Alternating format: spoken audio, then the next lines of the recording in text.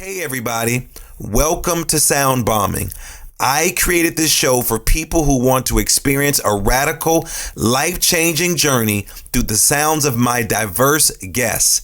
I hope that each sound you hear on this show will strengthen your faith, encourage your dreams, and challenge you to awaken the greatness within you. Drop the bombs. Drop the bombs. We're gonna drop the bomb. Drop the bomb. We're gonna drop the bomb. Drop the bomb. We come to drop the bomb. Drop the bomb. This is a journey into sound. A journey which along the way will bring to you new color, new dimension, new values, and a new experience.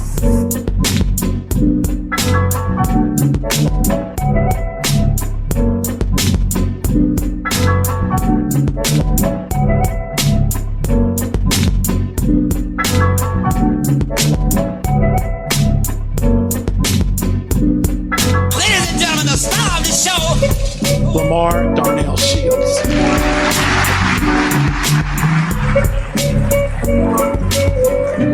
Thank you, Sound Bombing community, for joining me. But before I get started, you know what we have to do. We have to do our three breaths. We call them what? The breath of life. So let's go. Inhale. Exhale. That's one. One more time. Inhale. Exhale. That's two. Let's go a little deeper. Inhale. And let it out. We call that the breath of life. Good evening, good morning, good afternoon, wherever you are listening to me, on your radio, in your car, on your tablet, on your phone, in your abuelita's house, in your grandmama's house, in the back of the kitchen, in the alley. I don't care where you are listening, because we are on every platform. And like Jay-Z said, you could be anywhere in the world, but you are here with me today. And I'm so honored and grateful. And thank you all for all the emails. Thank you all for chiming in and giving us some great comments. I want you to keep sharing me. Stop being stingy. Share us with all of your friends, because our sound bombing, our bombing community is growing and growing and growing. Not because I've done anything amazing, not because I have this show. It's because of people like you, and because I bring on some of the most amazing, let me say it again with a big A, I bring on some of the most amazing people, because I'm excited that I have some amazing people in my circle, and today is no different. I want you to sit back and relax and be prepared, because I have an amazing person who is not a stranger to sound bombing, who was one of my first guests a long time ago when we first got started. So I'm excited that she is here. But again, thank you all for listening to our last show. It was amazing. We had a great time, and we always have a great time because you are some of the best listeners. So let's get down to it. Sound bombers. Life is made up of choices. Some we are proud of, and some we regret. Some that will hurt us.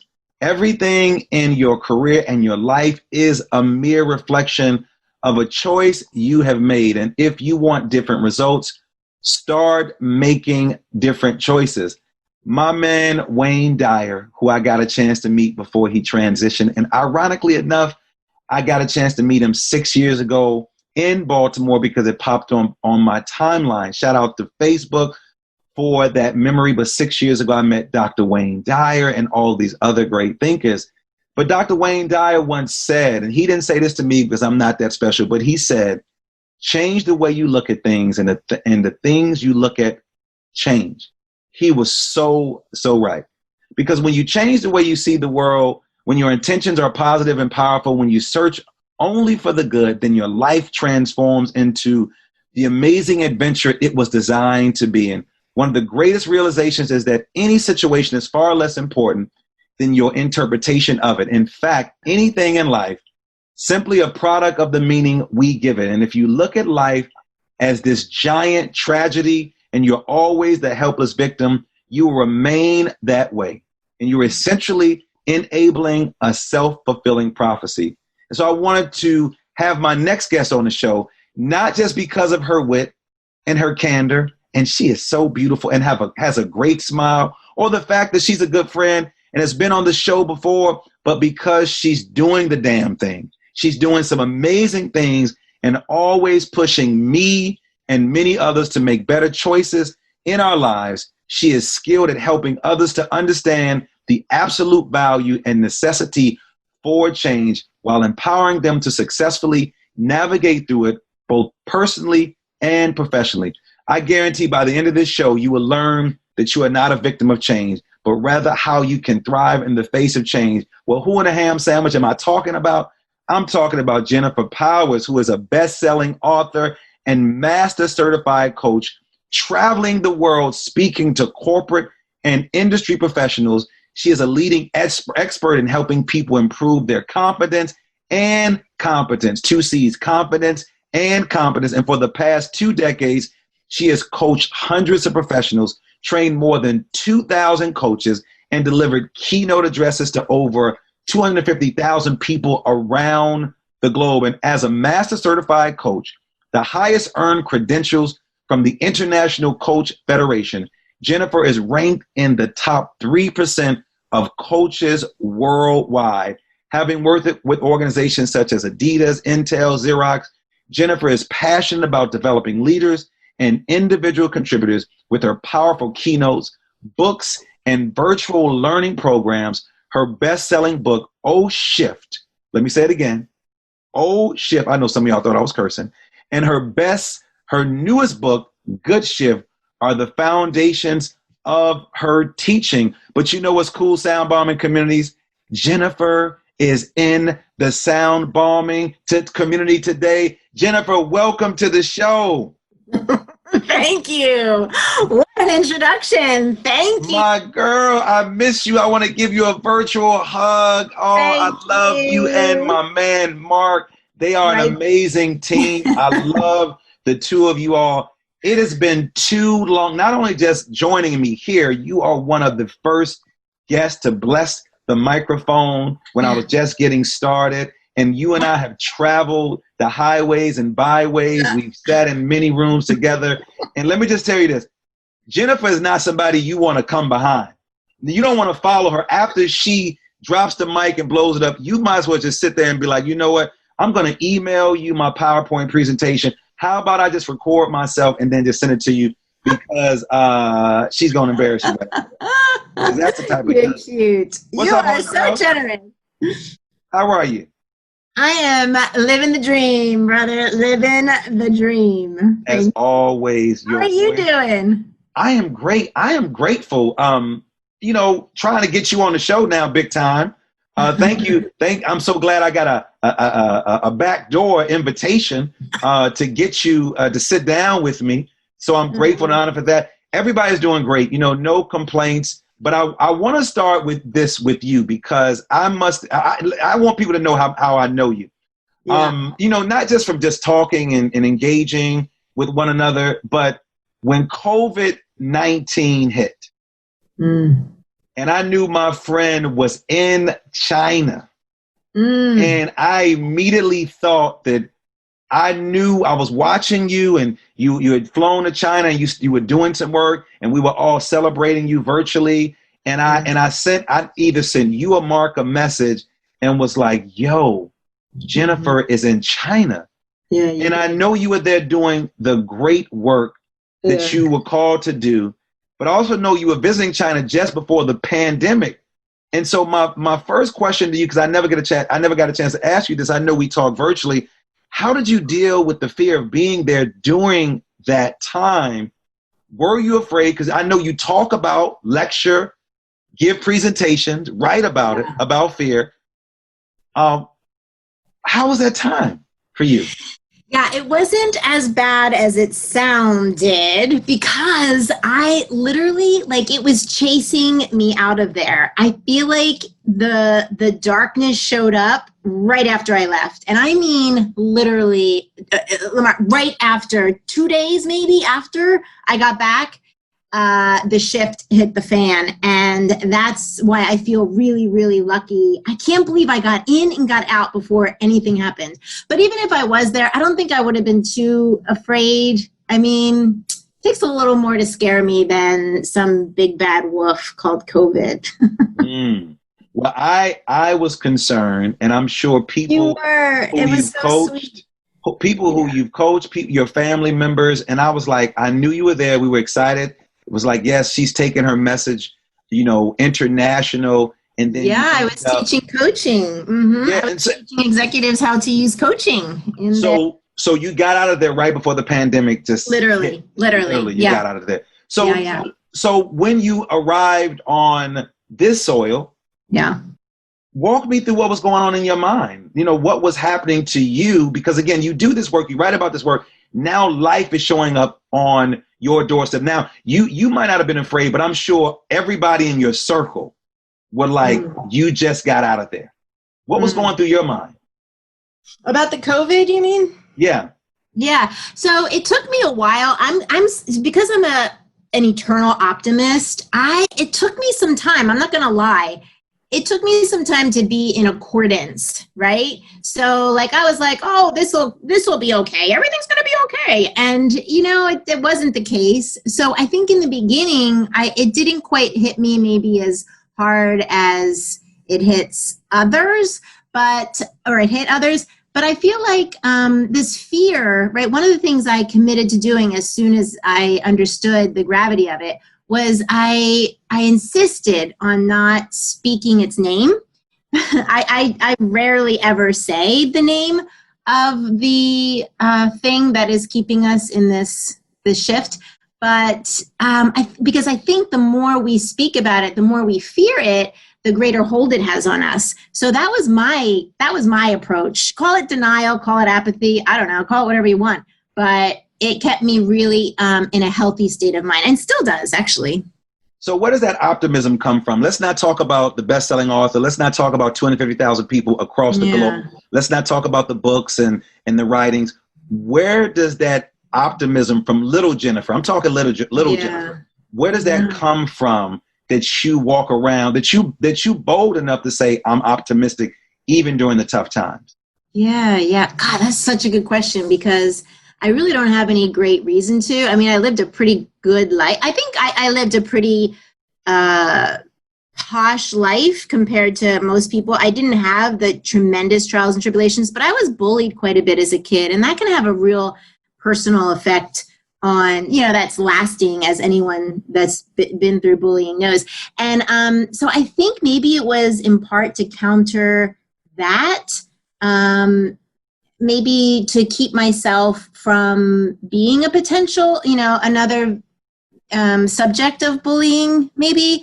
But also, I have to say, Dr. Shields, that I think many of us it's built into our DNA to have that. And many of us don't have so much. Some of us don't have any optimism. We tend to be more pessimistic. So, but can it be learned? Yes. But are we all just coming out of the womb super optimistic? I don't think so. What do you think? Do you think it's sort of innate? Part of it can be inherent in us? I sort of teeter. The researcher in me goes in one direction, and then the person who is really spiritually grounded and connected goes in a different direction. So I go back and forth, with that, but I know somewhere in your DNA that you have that in you, but we also have that level of uncertainty, because like you, like me, I wrote a book about my life, and every now and then I think about that one teacher that just told me I wasn't going to amount to anything. Those stories, whoever they could they could have the same bloodline. They could be the same gender. They could be your neighbor. And even though I've done all these things, in the back of my mind, I still think that Senior Hogan, and I don't like to say his name like you don't like to say what took place in China as every other, because then I think when you name it that you give power. But in the back of my mind, I still think he's going to come tap me on the shoulder and be like, you're not good enough. And the reason why I started that with you to say, where does that come from? Because people get a chance to see us on stages, virtually, TED Talks, whatever talks that we've done. But they don't know our story. They see the things, but they don't see the sacrifice. And then they look at you as a coach and say, well, you can say that because you've done that. But they need to hear that backstory with your work. How important are stories now? Let's unpack this. How important are stories in the work that you do? And how important is your story? And how does your story permeate in the stories of the people that you actually work with? Yeah, that's such a good question, because for years, for the first decade of my 15-year career as a speaker and coach, I didn't believe in stories. I believed that no one was that interested. I also believed that I would be vulnerable if I shared my story, right? Like way too vulnerable, too risky. And I'd go to like speakers association meetings, and I would study speaking and the value of stories and how to tell a good story. And I'd be like, bah, who's interested? Nobody's interested. And I don't even know what happened. I think it was age. I don't know, maturity. I don't know, something happened that I started to share my stories. And I started in a really safe environment with my students. I teach coaching to students, and I have a lot of coaching experience. And with that comes stories. So I shared some client stories or some coaching stories. And I realized how much that impacted their learning, their ability to not only assimilate what I'm trying to teach them, but more importantly, to feel like they are not alone in their struggle. On the stage, to my audiences, I share a couple embarrassing stories, like stories that are, funny. I like to be funny, but also that have a message. And it not only does it drive the point home, but it also makes them feel like I could see them like sitting back in their chair just a little more relaxed after I tell them my, embarrassing story or mishap. So if you asked me 10 years ago, I would have said, stories overrated. But now I can't even emphasize how important it is and how wrong I was all those years. Well, at what point do we stop, Jennifer, telling ourselves these stories? Can these stories be detrimental as well? I know Iyanla Van Zandt, I'm sure you're familiar with Iyanla Van Zandt, and she always said, stop telling yourself the story over and over again. At what point is it damaging, and is it damaging? And then what point does it really bring us down? And how can we use it to our benefit? So you mean like the stories that we tell ourselves? The stories not our life stories, not like Jennifer Powell's, I grew up in this, that, but not that, but the stories that we tell ourselves over and over again. Yeah. Like, for example, I'm no good at fill in blank, or I've never been good at that kind of story. That kind of story, yes. Yeah. I think there is a tipping point. I think that some people are driven by those stories to overcome that and to challenge themselves to change that story or change that truth.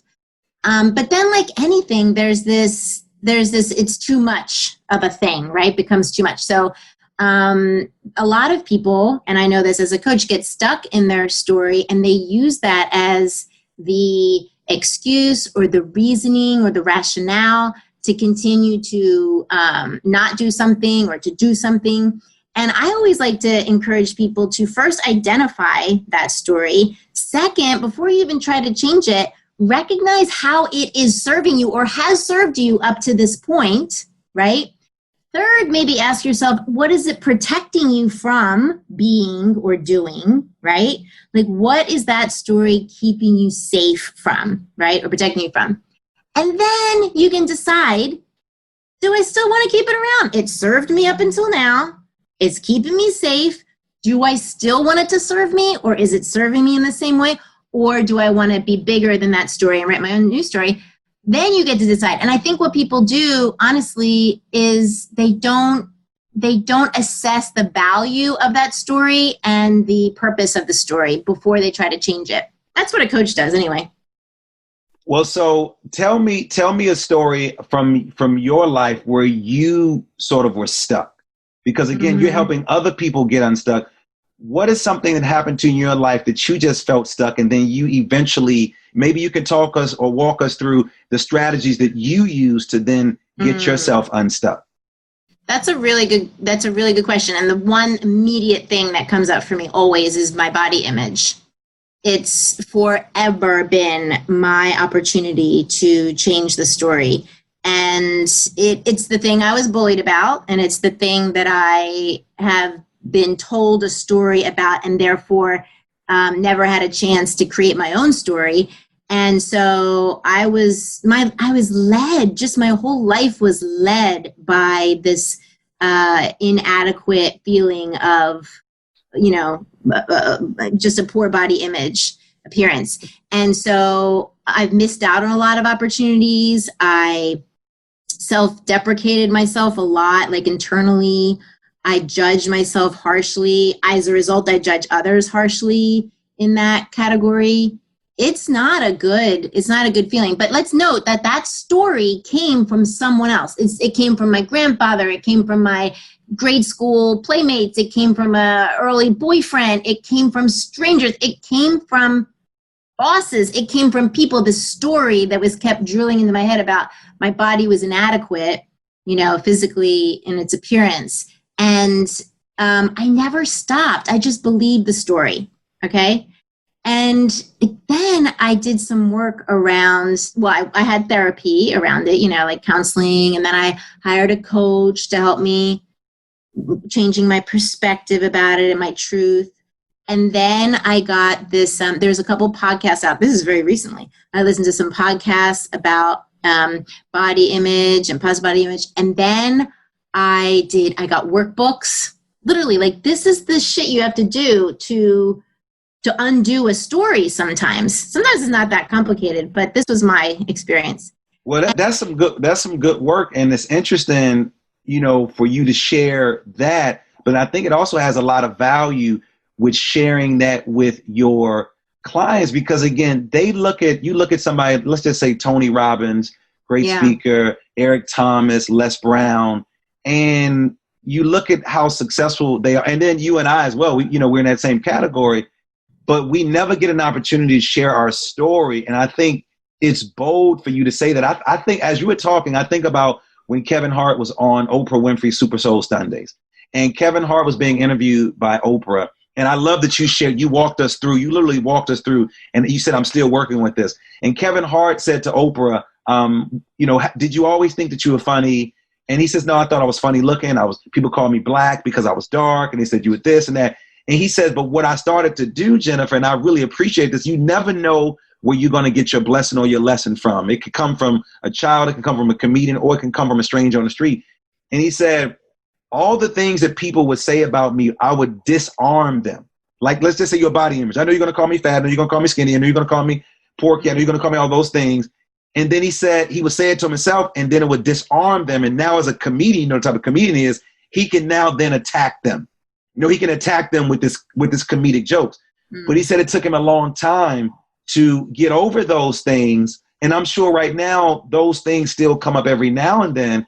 And so I think it's empowering for us people who are in the media's eye to share those things so people can't use them against us, but then also to elevate our energy to say, yeah, these are the things that I still struggle with. These are the things that I'm learning, but these are the things that I'm walking you through. So I'm sharing a part of me, i.e. talking to my student or my coaching client, so they can get a chance to see that I'm really real. That you can touch me. You can feel the wounds. You want to touch the Band-Aid right here. You want to touch the wound right here, because a lot of times we don't do that enough. I agree. And again, like anything, of course, there is a tipping point where it's too much. But I have noticed when I let them in, and I say let people in, right, to see that real part, I notice there is a true relaxing, a true resonance. And I can't achieve that resonance with an audience or with a student or a client any other way. There's no better way than to do that. And it's just like dropping in like a relatable fact, right? Like, or whatever, that the client or the audience can say, oh, I'm not the only one. That is like the aha moment. You start to look around and you look at everybody's like, I'm not the only one. Like, because a lot of times, Jennifer, we do think that we're the only one going through the things that we're going through, because like I was just talking to some teachers today, and there's this quote that I use. It says don't judge yourself by looking at other teachers, because the reality is we are all a hot mess. Many of us just do a better job of covering it up. And so we cover it up with hair, somebody else's hair. We cover it up with perfume, cologne. We cover it up with body parts, Jennifer, that aren't ours. We cover it up with shoes. But then you are so right. When you hear other people, it's like speaking a different language. Like, I'm fluent in Spanish. When I see people and they're struggling and they're speaking in Spanish and I speak to them, it's like this light bulb, like, gracias, gracias. I thank you for coming. It's that speaking that same language. And I think that is so important, because then people do then to relax, and they're sitting back and they're like, okay, I know who you are. There's this statement from South Africa, this greeting that says, Sabona, I see you. And the response is Sikahona, I am here. And that statement saying I am here is like, I am here to be acknowledged. When I see you, I see, Jennifer, every part of who you are, every curve, the way your lips look, the way your hairs look, your all of those things. And I think in the work that you're doing, it's important, which brings me to my next question, because I love talking to coaches. Tell us, what is it like being a coach, Jennifer, and what motivated you to do this work? Why did you want to be? You could have been anything in the world, but why did you want to become a coach? That's such a good question. I started out as a speaker, first of all, and speaking about things that can help people just live better lives, be better people. And it was from those teachings, like all of my studying of Wayne Dyer. You mentioned Wayne Dyer in the beginning. He's obviously someone that I have studied really well and admire. But all of these teachings I brought, to the speaking platform, and then people would I remember people would come up to me and be like, so I get this and I really want to know more about this. How can I work with you more? And, as a speaker, Lamar, right, there's not much more. You're like, this is it. It's what I got. I just did it. And then I realized, this was back in 2005, this thing called coaching, right? And I realized what a great fit it was to go deeper with individuals that wanted more access or more information or more help. And so it was a really good fit to go in tandem with my speaking. And because I had all of this self-help sort of background and self-study, it was really easy for me to be able to see, right? As a coach, you don't need to know a lot about the world. You just need to know some really good skills. But man, is it helpful to be able to recognize patterns like the story you're talking about. If I know that most people don't know they have a narrative and that their narrative is self-defeating and keeping them small. They might not even know that even exists. But as a coach, I know that that's true. And I've learned that. I've identified my own narratives and what's keeping me small, right, or stuck.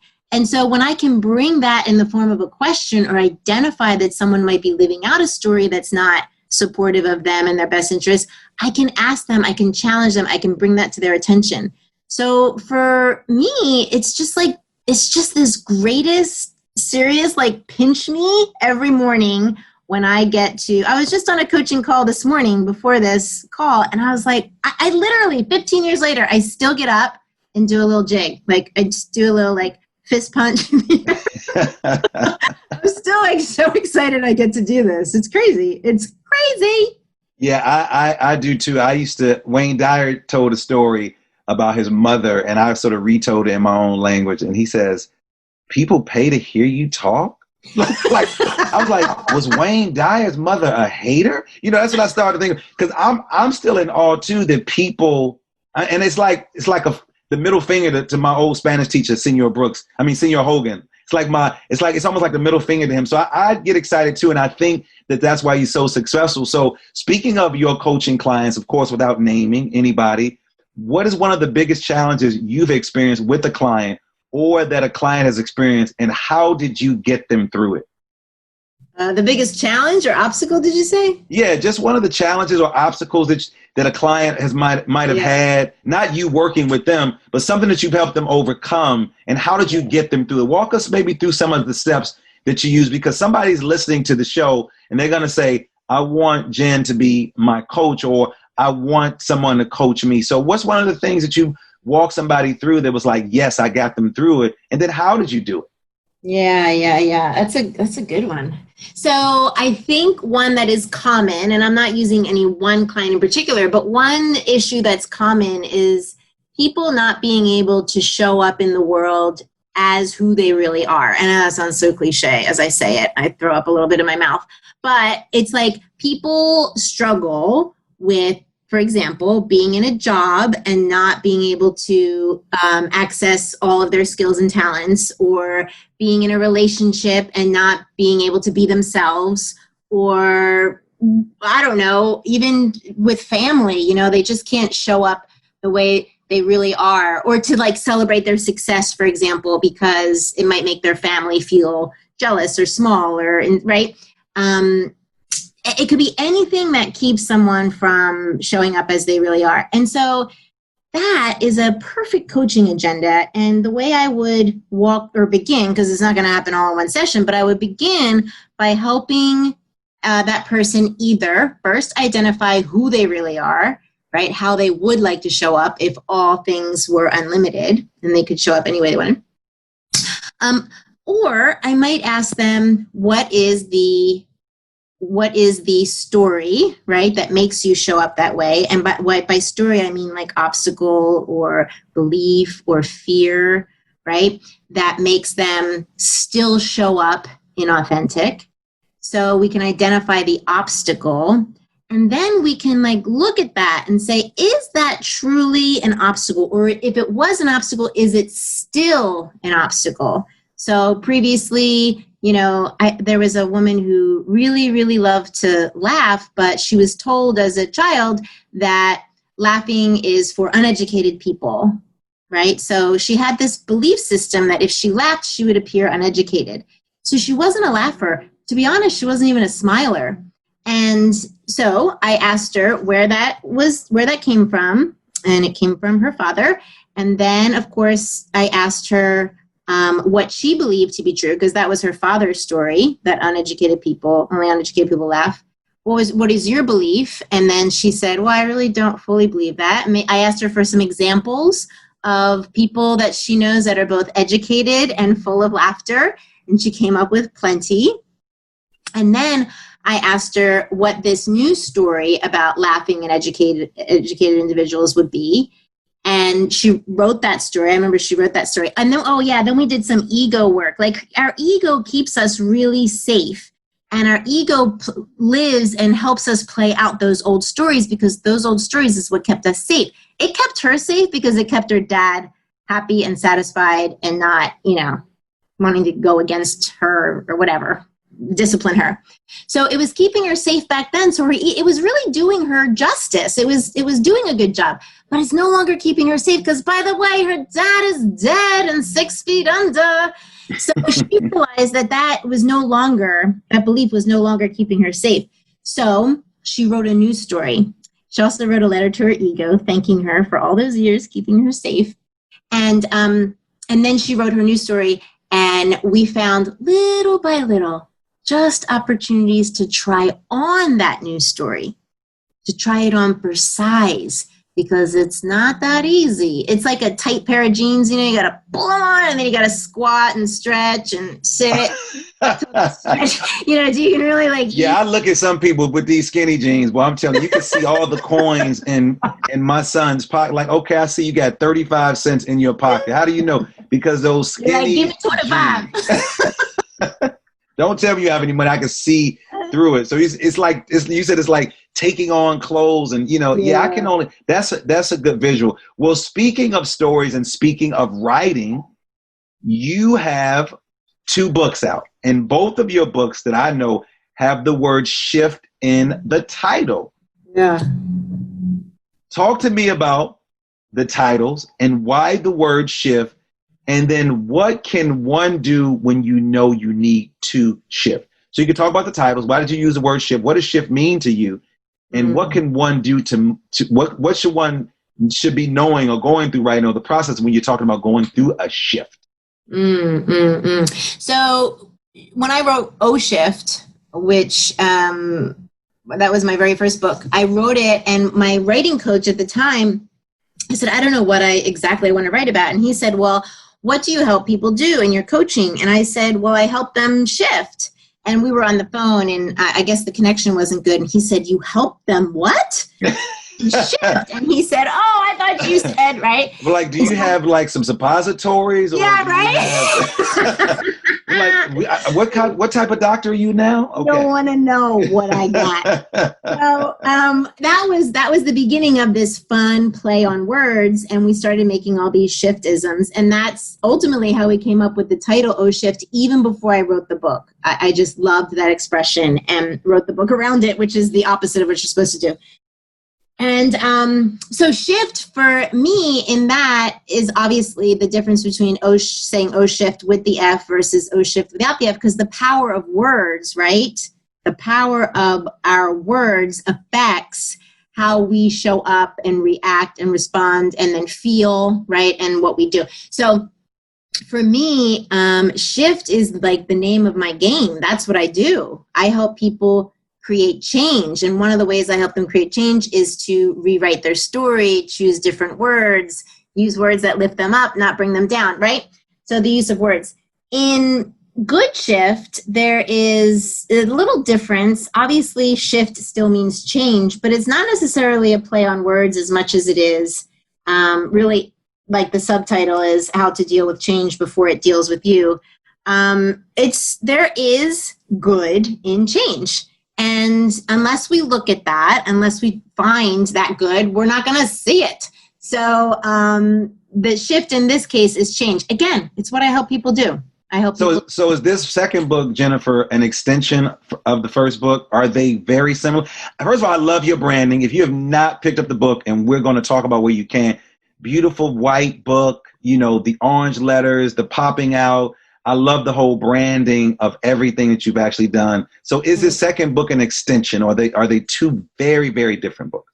No, they use the same concept. So all of my teachings really are bound, obviously, in O Shift. And what I've done is I've taken those similar concepts and brought them over to not in O Shift. It's helping people create personal change in themselves by exercising their power of choice. In Good Shift, it's helping them deal with change, right? The third book, Holy Shift, WHOLLY, Holy Shift, the third of the trilogy, will be how to create change through coaching skills. But what's interesting is that they're all about change, and they're all about using questions, powerful questions like coaches do, to help create that change. So if you read O Shift. Yes. In O Shift, it's about asking yourself questions, right? The Flip, Find, Freak. That's asking yourself questions to create change. Good Shift helps you ask yourself and other people questions to help you deal with change your perspective about change. And then Holy Shift will be full on mind-blowing ways that you can use questions to help other people be better. So speaking of that, what questions should our listeners be asking right now when preparing to shift? Let's throw out some of those questions right now. Well, I would say, what questions could you ask to be able to deal with the shift that's going on right now? Because there is some serious big shift going on. Am I right? Yes, there is. So one question that you can ask is, and there's many, but one is, how can I benefit from this shift? We are so consumed with looking at how this shift is ruining our life, like just changing, turning everything upside down. But if we stop to ask ourselves, what benefits can come from this shift, or how can I benefit from this change? And you could call it by its name, or you can call it by whatever you're referring to this. The other question is, what's the opportunity here? Right? Like, there's an opportunity in everything, but I promise you guys, you will not find it unless you look for it. So as important it is to ask the question, what opportunity is there here? What's the opportunity? It's super important to answer it, because you're only half baked if you're just asking yourself the question. You're really creating change in the world, in yourself and others when you answer the question.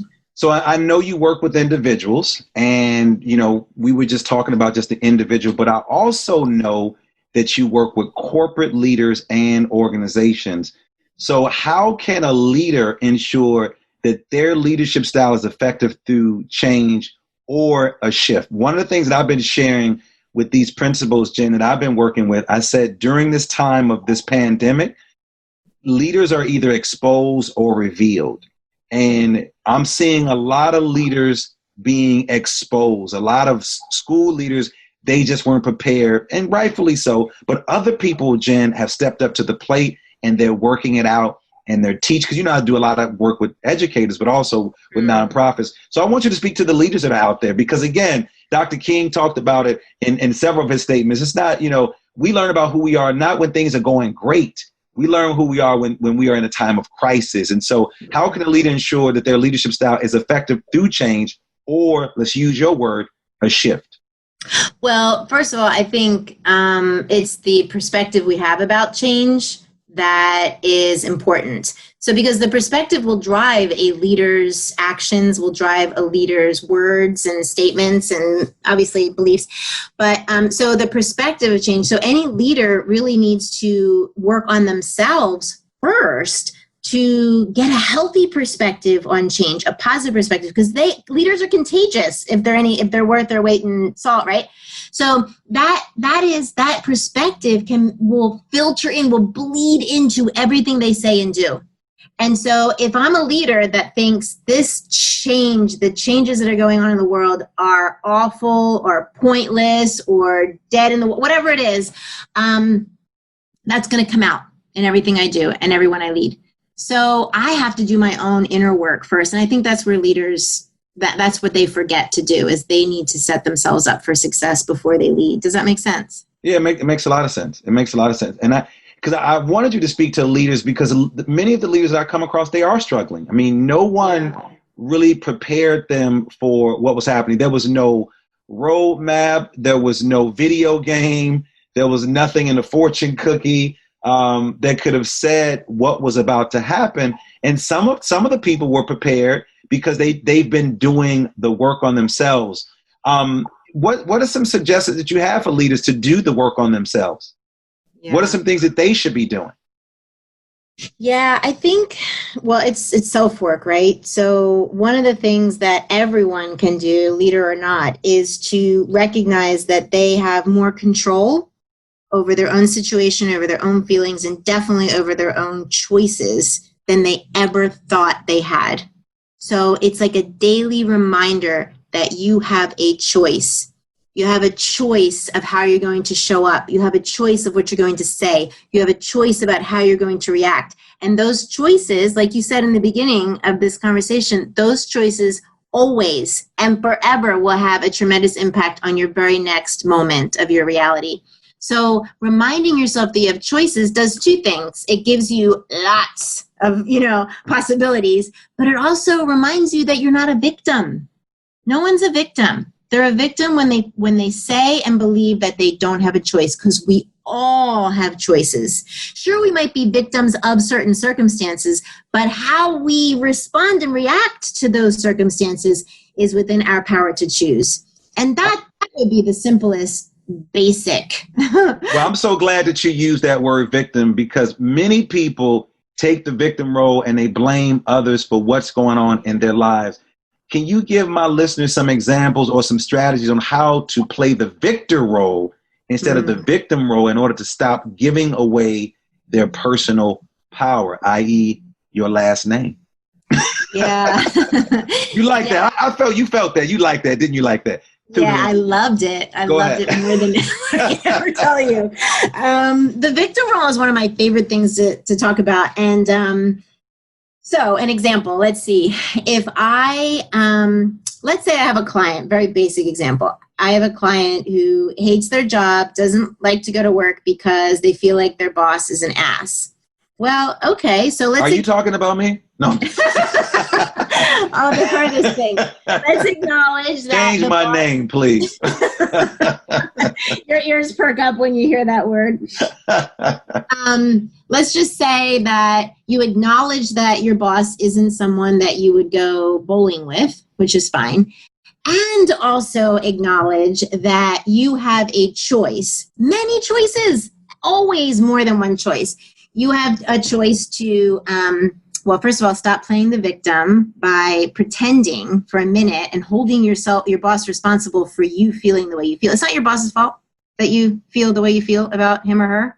Not at all. That is totally within your control. Your boss can show up and poop on your desk, and that is not his fault if it makes you feel sad or angry or mad.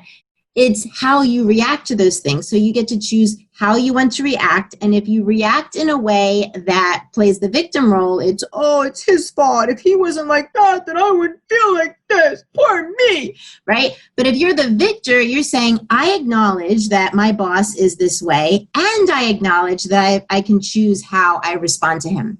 Second choice you have is, guess what? You don't have to work there. You don't have to work at that job.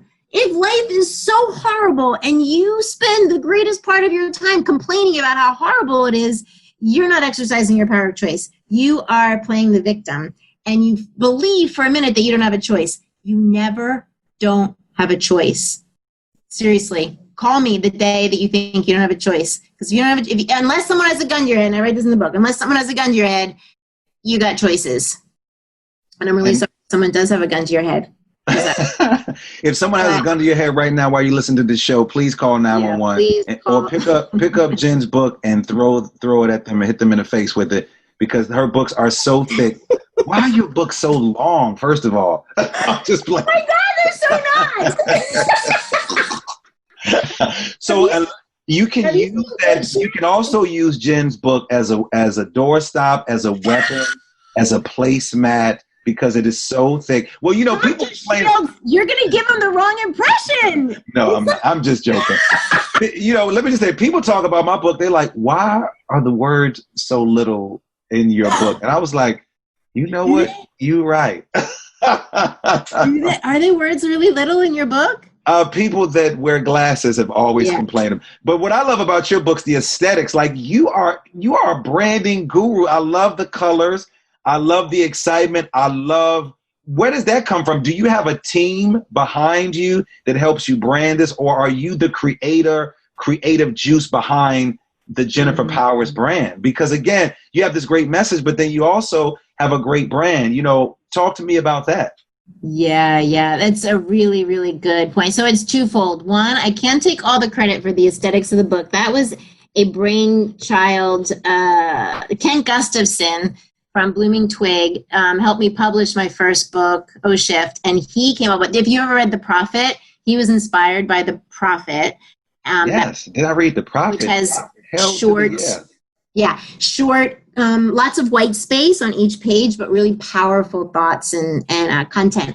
So less is more. But then I really love clean white. I like honoring people that pick up a book and just don't want to read it because it's too dense. And so I create very little content, but powerful, rich content, so that people can feel accomplished by getting through it, but be left with so much. Let me tell you, after I saw your book and after I saw you and your team, I don't know where we were, what state we were in, I was like, I need to get my shift together and go back and rebrand my shift, because I had to rebrand I'm like, she is just killing the game. How can our listeners how can they get a copy of your book? Yeah, you can go to jenniferpowers.com and get any of the books there. Of course, they're also found on Amazon. And you can also listen to the Being Better with Jennifer Powers. See, I just did a rebrand too. Lamar, I don't know if you saw that. The Jennifer Powers went to Being Better with Jennifer Powers. Because that's what people do. I like that. So Jennifer, if our listeners want to get in contact with you, if they want to get the book, and if they want to hire you, if they want to be one of your coaching clients, should they go to the website as well? The same. Yep. jenniferpowers.com. All right. So Jennifer, I can talk to you forever, but before we go to the super bomb question, any final thoughts for our bombers out there? Yeah. I'll just reiterate. You are more powerful than you could ever imagine yourself being. And from that power comes one of those great powers you have is the power to choose. It's like a superpower. And I would encourage you to never, ever, ever forget that you have that power and use it more often than you are now. Because life is full of choices and you get to make them. And you get to make them. I told you people that we were bringing the best and the brightest to Sound Bombing. Did you think I was lying? And Jennifer just brought it as always. But Jennifer, before you leave, we didn't do this when you came onto the show the first time. It's called the Super Bomb Questions. And it's a variety of questions that my listeners want to know about all the people that come to the bomb shelter. And I got a couple of questions for you. Are you ready? Yeah. And here we go. Jennifer, what is your favorite word? Druthers. Druthers. What is your favorite quote? I got one. Here's one. The hottest place in hell is reserved for those who, when faced with a moral dilemma, remain neutral. I like that. What's your superpower? Power to choose. What's your spirit animal? The wolf. What moves you to tears of joy? Love. What moves you to tears of sorrow? Love. What do you wish you had more time to do? Crochet. What's your morning routine? That's a lie. I don't even crochet. I hate crocheting. Go ahead. What's your morning routine? Coffee, walk the dogs, breakfast, more coffee, work. If you were in the Mrs. America talent competition, what would your talent be? Acting. Acting. All right, there we go. Jennifer, it has been a pleasure to talk to you, to catch up, to hear all the amazing things that you are doing. Thank you for joining me today in the bomb shelter. I love you so much, and all your team. You are amazing. So I thank you for joining and hanging out with me. That was cool, right? Thank you. I love you so much. Thank you. You're the bomb. And so I also want to thank my engineer, Alec Blanc, my producer, Nicole Klempaka, Supremacy for our theme music, and all of you for listening. Make sure you subscribe, leave a comment, and stop being stingy, and share me with all of your friends. If you want to know more about me, you can visit drlds.com, drlds.com. And as always, believe that something wonderful is about to happen, and that some people miss the message because they're too busy looking for the mess. Thanks for tuning in, and do something for someone other than yourself today. You've been listening to Sound Bombing. Peace.